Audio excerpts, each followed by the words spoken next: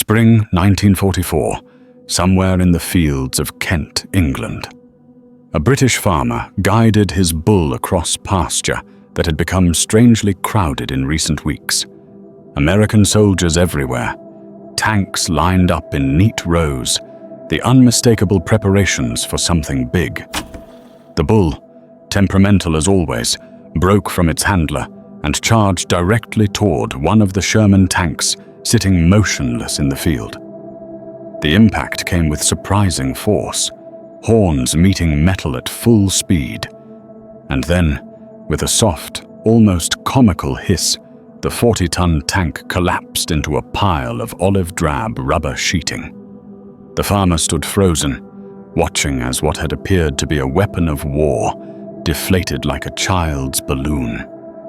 The American soldiers nearby rushed over, not with anger, but with urgency to repair their prop and maintain their carefully constructed illusion.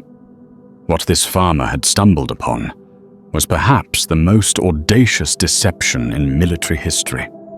A phantom army built from rubber, wood, and imagination, designed to convince Adolf Hitler that the Allied invasion of Europe would strike not at Normandy, but at the beaches of Pas-de-Calais, nearly 150 miles to the northeast.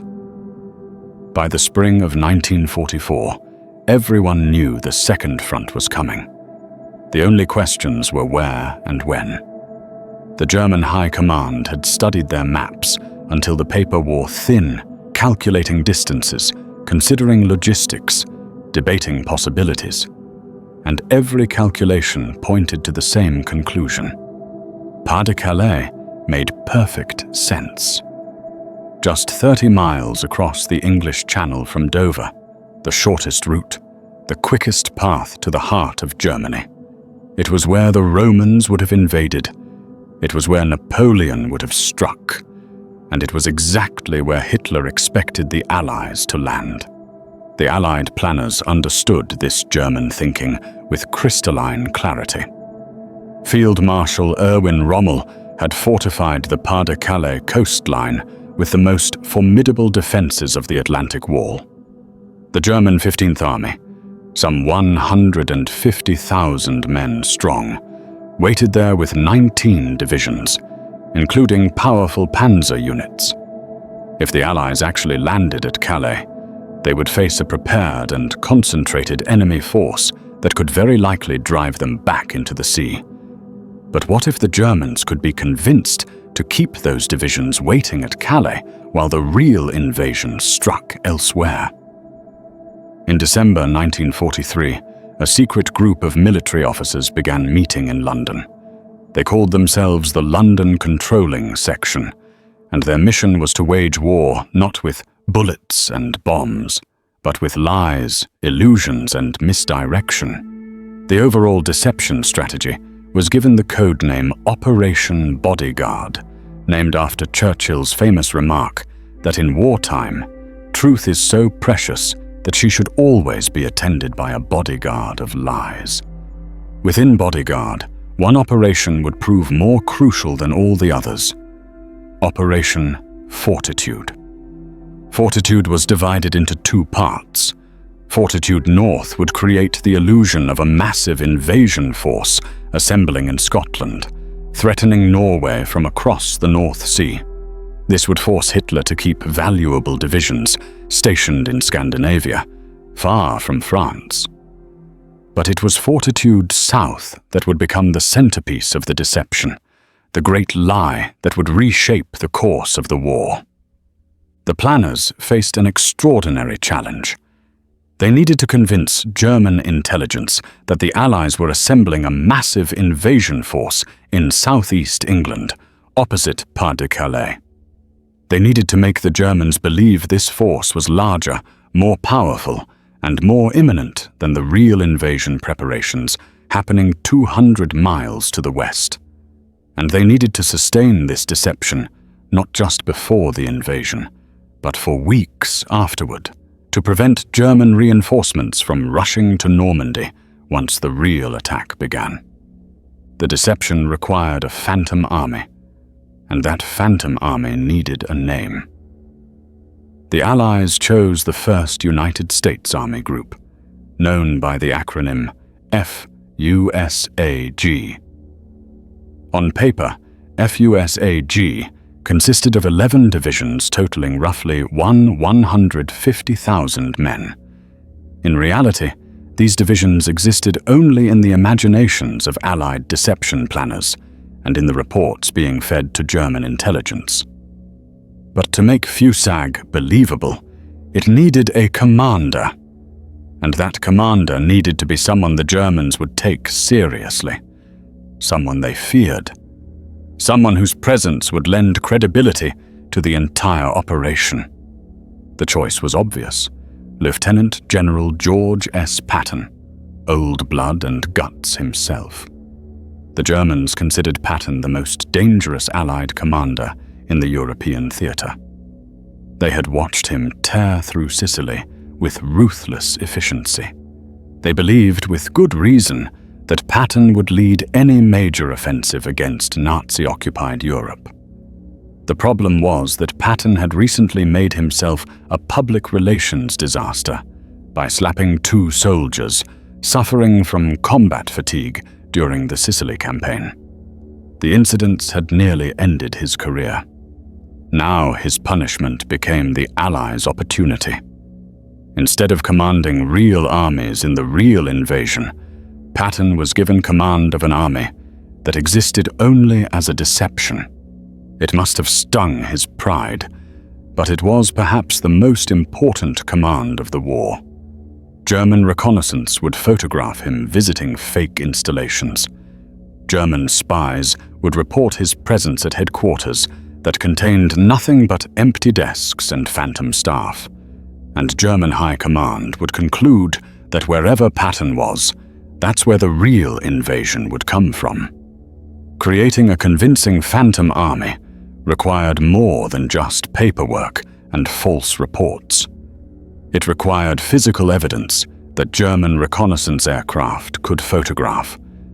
And so, in the fields and harbors of Kent and Essex, the Allies began constructing what might be called the greatest theatrical production in history. The visual deception fell to specialist units, including the 603rd Camouflage Engineers. These were not ordinary soldiers. They were artists, recruited from art schools in New York and Philadelphia, men who understood perspective and light, who could create illusions that would fool cameras from thousands of feet in the air. They were set designers, advertising men, sculptors and painters, now tasked with building an army from canvas and rubber and plywood. The inflatable tanks were marvels of practical engineering. Constructed from rubberized fabric, each dummy tank could be inflated by 2 men in roughly 20 minutes using hand pumps or portable generators. From a distance or through a camera lens, they looked remarkably realistic. The fabric was painted in standard camouflage patterns. The proportions matched real Sherman tanks. They even came with detachable track marks that could be rolled through the mud to leave realistic tire patterns, because rubber tanks don't naturally leave the deep impressions of 40-ton vehicles. The tanks were positioned in formations that mimicked real armored divisions. Tank parks appeared in fields across Kent, dozens of rubber Shermans arranged in precise rows. When real tanks from these units were moved away to join the actual invasion force in southwest England, inflatable duplicates took their place, maintaining the illusion of strength where there was only air and fabric. The deception artists even moved the tanks periodically, repositioning them under cover of darkness to suggest the kind of reorganization and preparation that would precede a major offensive. But tanks were just the beginning. The Allies constructed entire fake military bases throughout southeast England. Wooden barracks appeared, complete with painted windows that suggested interior lighting. Ammunition dumps sprouted in fields, stacked with crates that contained nothing but sawdust. Fuel depots featured oil drums, many of them empty or filled with water. Hospital tents, mess halls, motor pools, all the infrastructure of a major military force, built from lumber and canvas by construction crews that included set designers borrowed from Shepperton Studios, the same workshops that built movie sets in London. The harbours presented their own challenge. An invasion requires ships, landing craft by the hundreds, to ferry troops across the Channel. And so, in the ports and Jean estuaries around Dover, the Allies built what became known as Big Bobs, dummy landing craft constructed from canvas stretched over steel frames, floating on arrays of 45-gallon oil drums. Each Big Bob contained more than 500 separate parts. They required 20 men, working for 6 hours to assemble one craft. When complete, they weighed 8 tons and looked, from the air or through binoculars, like the genuine article.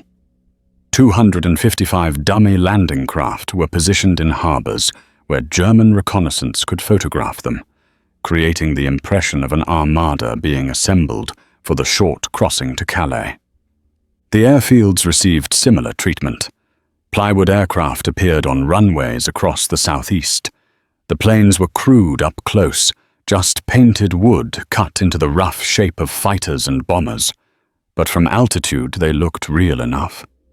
At night, soldiers would drag car headlamps back and forth across the runways, creating the appearance of aircraft taxiing and taking off, the kind of activity that would suggest night training missions in preparation for an invasion.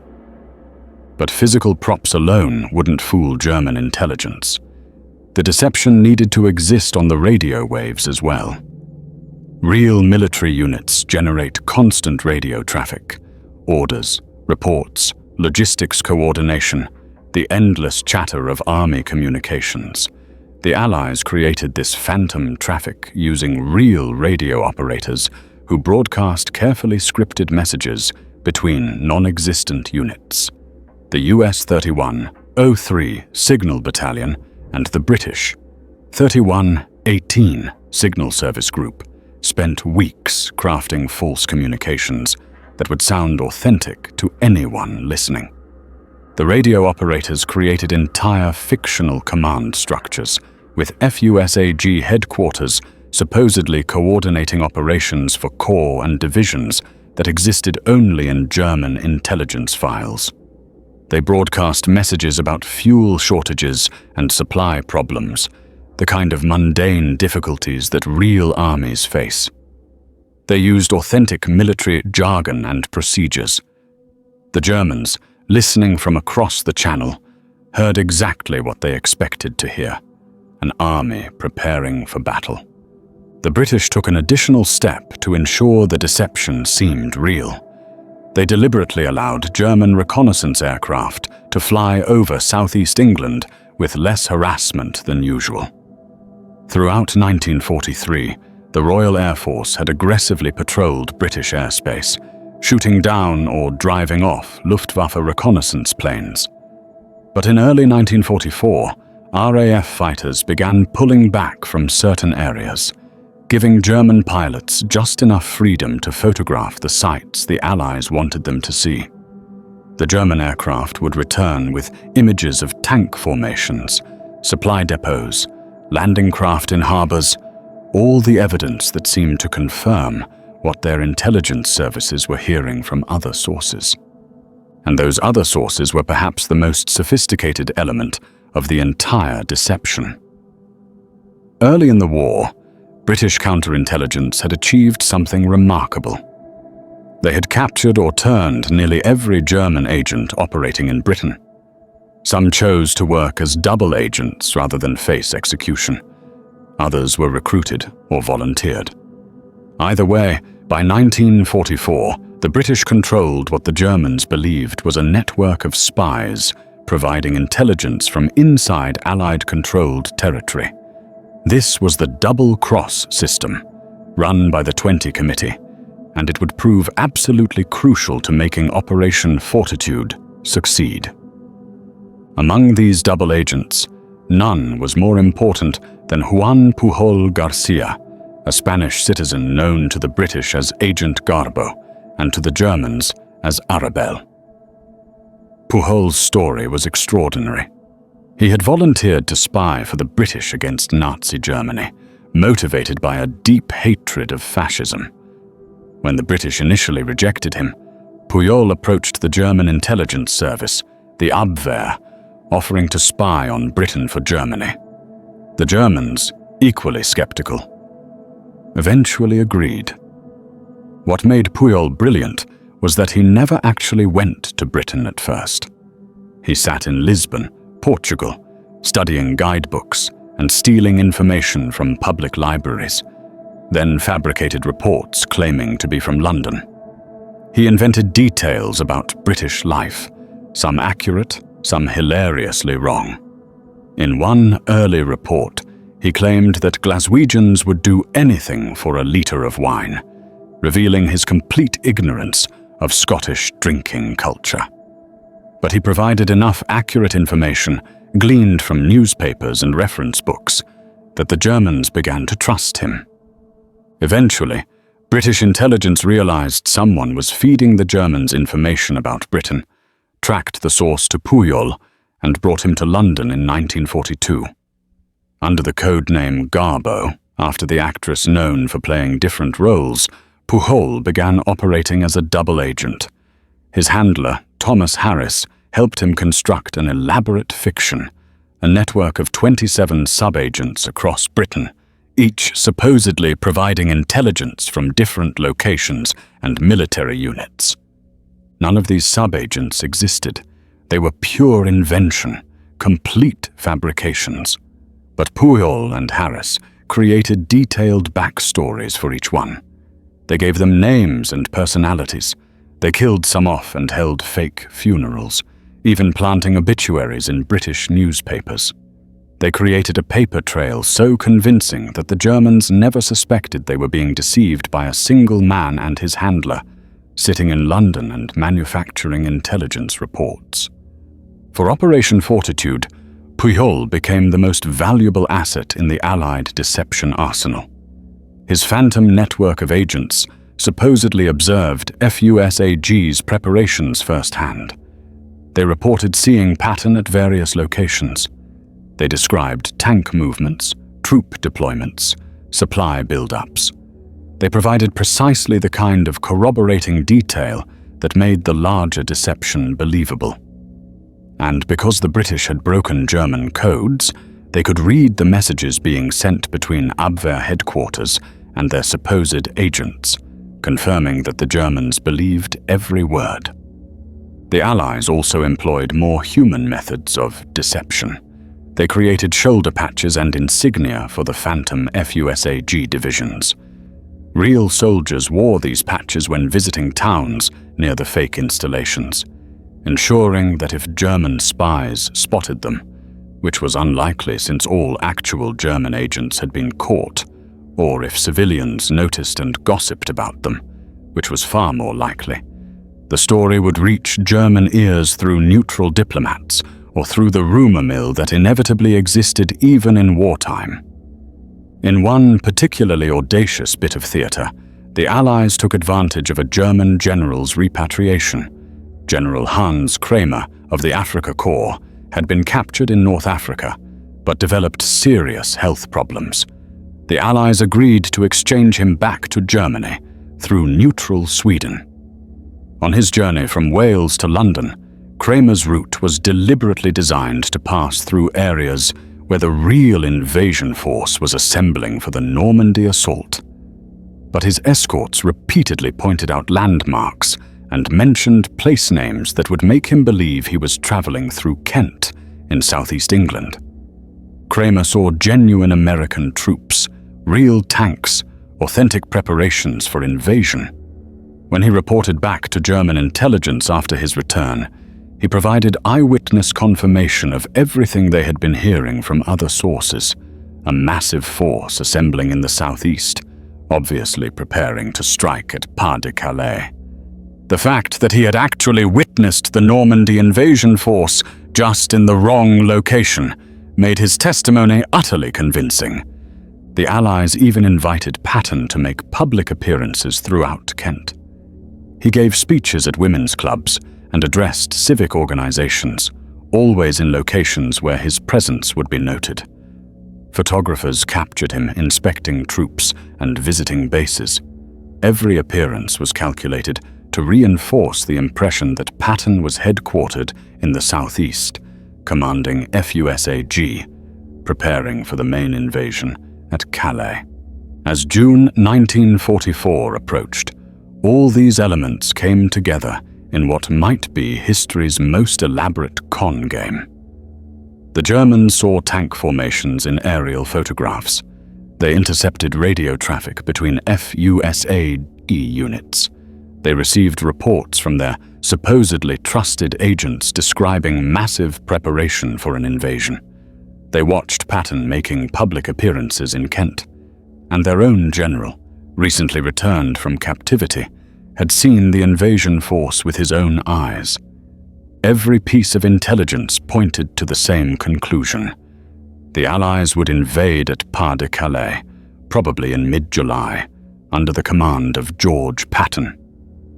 The deception was so comprehensive, so carefully constructed, that German High Command never seriously questioned it. It confirmed what they already believed, what military logic had told them all along. And that made it almost impossible to see through. On the night of June 5, 1944, the real invasion began. But even as Allied troops loaded into genuine landing craft in ports along the southern coast of England, the deception continued. Small boats equipped with radar reflectors sailed toward Pas de Calais, creating echoes on German radar that suggested a massive fleet.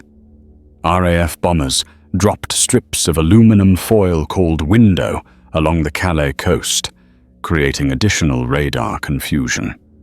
And in the hours before dawn, as the first Allied paratroopers jumped into Normandy, dummy parachutists made of rubber, nicknamed Ruperts, were dropped near Calais, along with loudspeakers broadcasting the sounds of battle to simulate an airborne assault in the wrong location. When the first reports of the Normandy landings reached German commanders in the pre-dawn hours of June 6th, they faced a critical decision. Was this the real invasion, or was it a diversion designed to draw forces away from Pas de Calais before the main attack? The answer to this question would determine whether they rushed reinforcements to Normandy or held them back to defend against the expected assault at Calais. Agent Garbo, Juan Pujol, played his greatest role in the early morning hours of D-Day. At 3 a.m., he sent an urgent message to his German handlers warning that an invasion was happening.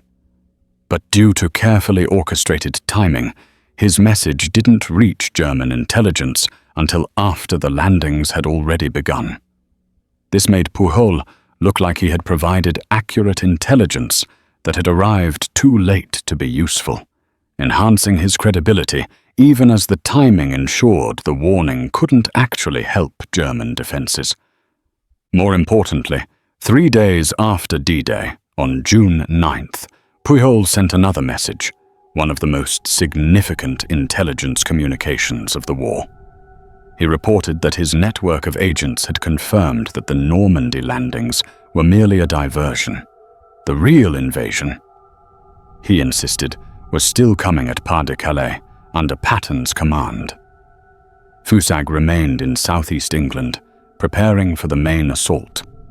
Normandy was bait, designed to draw German forces away from the real target. The message reached the desk of Adolf Hitler himself, and Hitler believed it. He ordered the German 15th Army to remain in position around Pas de Calais. He refused to release the powerful panzer divisions, stationed there as reserves.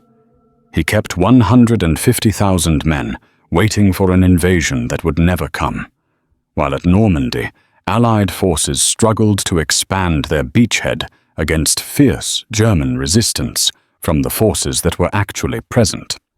Before D-Day, General Eisenhower had told British intelligence that all he needed was 2 days, just 48 hours with the German 15th Army held back from Normandy would give his forces time to establish themselves on the beaches. The deception gave him far more than 2 days. It gave him 7 weeks. For nearly 2 months, the phantom threat of FUSAG kept German forces pinned at Pas-de-Calais. Throughout June and well into July, German commanders watched the southeast coast of England, convinced that at any moment Patton's army would strike. Meanwhile, in Normandy, Allied forces broke out of their beachhead, captured Cherbourg, and began the great push across France. By the time Hitler finally released the 15th Army to join the battle, it was too late. The Allies had established an unbreakable foothold. The liberation of France had begun. The full scale of Operation Fortitude's success only became clear after the war, when captured German documents revealed the extent of their deception. German intelligence reports from June and July 1944 show that they had completely accepted the reality of FUSAG. Their order of battle assessments listed all 11 Phantom divisions as real units. They tracked fictional troop movements and reported on non-existent preparations for the Calais invasion. Even as late as August 1944, 2 months after D-Day, some German commanders still believed a second major landing might occur in the Pas-de-Calais region. The Germans had been fooled not by a single lie, but by a comprehensive system of deception that attacked from every direction. The physical decoys convinced German reconnaissance. The radio traffic convinced their signals intelligence. The double agents convinced their human intelligence networks. And the whole package reinforced what German commanders already believed, making the deception almost impossible to see through. It was perhaps the most successful large-scale military deception in history.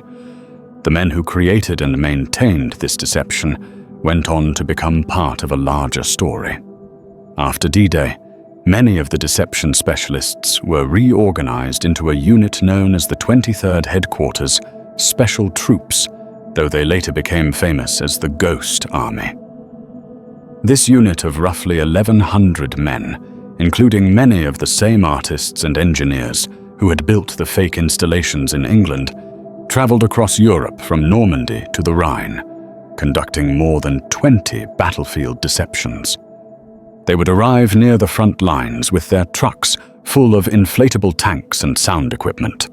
Within hours, they could create the illusion of an entire armored division. They used massive speakers that could project recorded sounds of tanks and troops for miles, creating phantom armies that drew German attention away from real Allied movements. They impersonated actual units that had been pulled from the line for rest or redeployment, maintaining the appearance of strength where there was only illusion. The Ghost Army's operations remained classified for more than 50 years after the war. The men who participated were forbidden to discuss their work, even with their families. Many went to their graves without ever receiving recognition for their contributions. When the operation was finally declassified in the 1990s, historians began to understand just how crucial deception had been to Allied victory. Among the soldiers who served in these deception units were men who would later become famous in entirely different fields. Fashion designer Bill Blass spent the war inflating rubber tanks in Europe. The renowned painter Ellsworth Kelly created camouflage patterns and painted fake military installations. These artists had gone to war, armed not with rifles, but with paintbrushes and imagination, fighting the enemy with theater and illusion. For Juan Pujol Garcia, Agent Garbo, the recognition came in a peculiar form. The Germans, never learning they had been deceived, awarded him the Iron Cross for his valuable intelligence work. The British gave him the Member of the Order of the British Empire. He remains the only person to receive decorations from both sides in World War II. After the war, fearing revenge from surviving Nazi agents, Pujol faked his own death and disappeared, living quietly in Venezuela until a writer tracked him down in the 1980s and revealed his survival and his extraordinary story. The legacy of Operation Fortitude extends far beyond its immediate military success. It demonstrated that in modern warfare, deception could be as important as firepower. A rubber tank, properly deployed, could be as effective as a real one if it convinced the enemy to make wrong decisions. A phantom army could tie down divisions as effectively as a real battle. And a well-crafted lie, supported by coordinated deception across multiple channels, could shape the course of history. The principles developed during Fortitude influenced military thinking for decades afterward. The understanding that modern intelligence relies on multiple sources and that therefore successful deception must address all those sources simultaneously became fundamental to military deception doctrine. The techniques pioneered in creating FUSAG, from dummy equipment to controlled agents to false radio traffic, became the toolkit for future deception operations. But perhaps most importantly, Operation Fortitude succeeded because it told the Germans what they wanted to believe. The deception didn't fight against German strategic thinking. It reinforced it. Pas-de-Calais made sense as an invasion site. Patton made sense as the invasion commander. The Allies didn't try to convince the Germans of something that contradicted their understanding of the situation. They simply encouraged the Germans to believe what their own military logic had already suggested. This psychological insight proved more valuable than any physical prop. The rubber tanks and dummy landing craft, impressive as they were, only worked because they confirmed assumptions the Germans had already made. The radio traffic only convinced because it sounded like what German intelligence expected to hear. Agent Garbo's reports only succeeded because they aligned with what German commanders wanted to be true. The bull that charged through that inflatable tank in a Kent pasture had stumbled onto one of the greatest secrets of the war. But that secret was protected not just by military security, but by the fundamental nature of the deception itself. The Germans never suspected FUSAG was fake because everything in their intelligence picture confirmed its reality. They had reports from multiple sources. They had photographs. They had intercepted communications.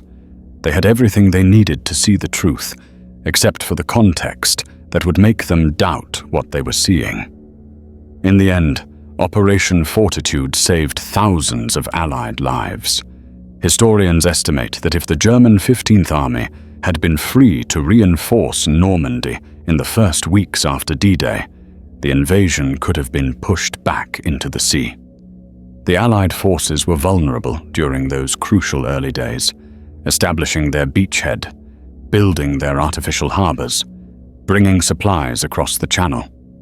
German panzer divisions, if committed to battle immediately, might have overwhelmed the initial landing forces.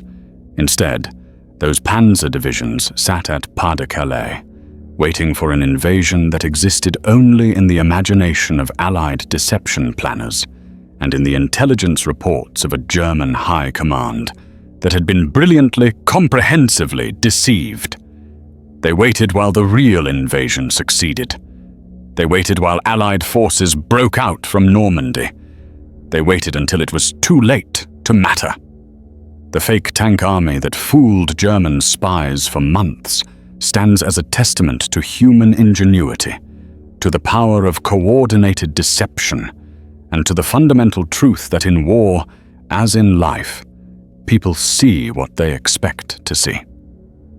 The Allies didn't just create a phantom army. They created a phantom reality, a complete alternative version of Allied plans and capabilities that the Germans found more believable than the truth. And in doing so, they helped win World War II not with firepower, but with theater, not with violence, but with lies, not with real tanks, but with carefully crafted illusions made of rubber, canvas, and air.